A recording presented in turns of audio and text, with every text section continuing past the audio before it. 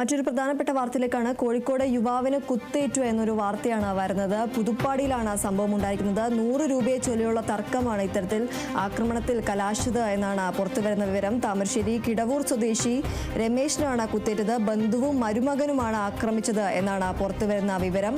കോഴിക്കോടാണ് തർക്കത്തെ തുടർന്ന് യുവാവിന് കുത്തേറ്റിരിക്കുന്നത്. പുതുപ്പാടിയിലാണ് സംഭവം ഉണ്ടായിരിക്കുന്നത്. 100 രൂപയെ ചൊല്ലിയുള്ള തർക്കമാണ് ഇത്തരത്തിൽ ആക്രമണത്തിൽ കലാശിച്ചത്.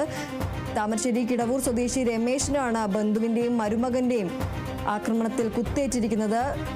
100 രൂപയെ ചൊല്ലിയുള്ള തർക്കമാണ് ഈ ഒരു ആക്രമണത്തിൽ കലാശിച്ചത്.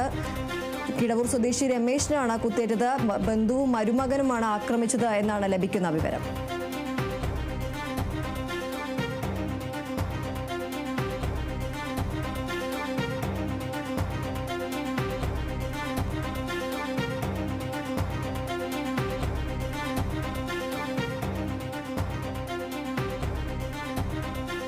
കോഴിക്കോട് പുതുപ്പാടിയിലാണ് 100 രൂപയെ ചൊല്ലിയുള്ള തർക്കത്തെ തുടർന്ന് യുവാവിന് കുത്തേറ്റിരിക്കുന്നത്. താമരശ്ശേരി കിടവൂർ സ്വദേശി രമേശിനാണ് കുത്തേറ്റത്.